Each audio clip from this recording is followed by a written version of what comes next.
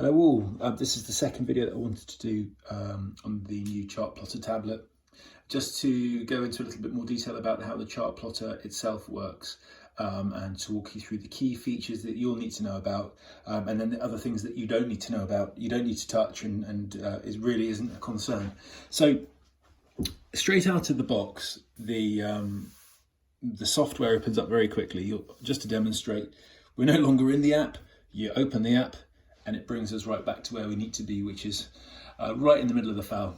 So from this position, you can use a number of ways to be able to view it in more detail.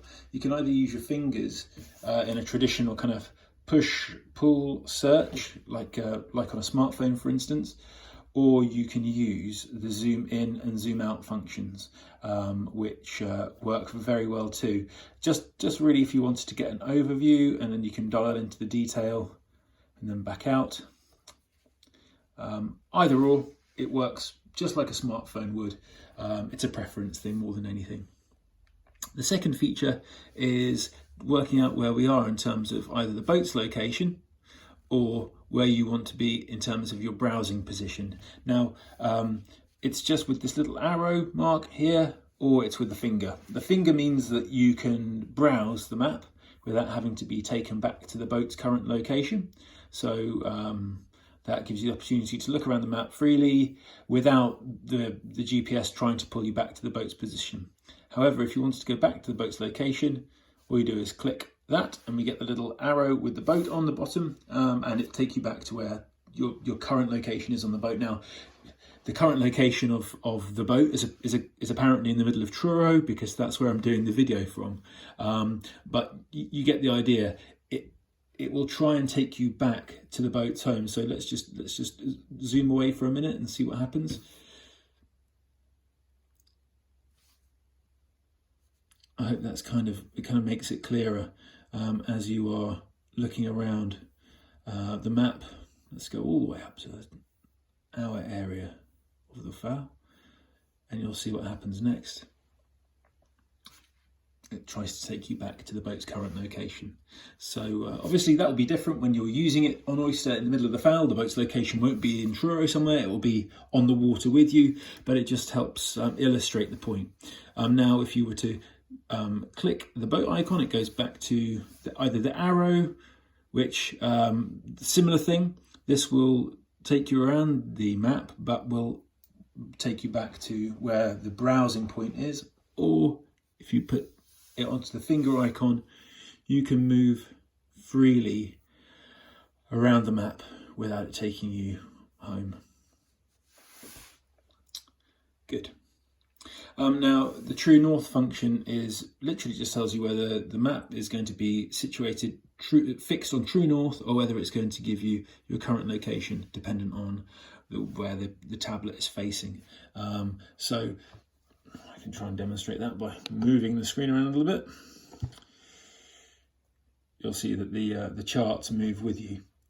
Now, personally, I think if we just keep it fixed on the true north function, that would be ideal, just so that everyone knows what the charts will look like from one day to the next. It's just one less variable that we could do without. So for the purpose of the chart plotter on the boat, let's try and keep it on the true north function. Next door is an options list. This list simply just gives you a breakdown of all the charts that are loaded onto the tablet. We don't need any of these other charts. They don't relate to us whatsoever. I suppose if you were sailing offshore then and around the world, then these charts would work. But for our purposes, you don't need them. We've got the chart that we need loaded. So you can just ignore the options button here. And then there's a drawdown icon here, which just gives you a little bit more information about setting waypoints and any fixed routes that you've had previously. But again, we just don't need it. It's not relevant to our use for the app, so we can forget about that. So just to summarize, to zoom in and zoom out, you can either use your fingers or you can use the zoom in and zoom out function. This indicates where you are in relation to the map. When you've got the finger icon, you can walk around the map or move around the map freely without it being brought back to center. If you have it on the boat function, it takes you back to where the boat is currently located.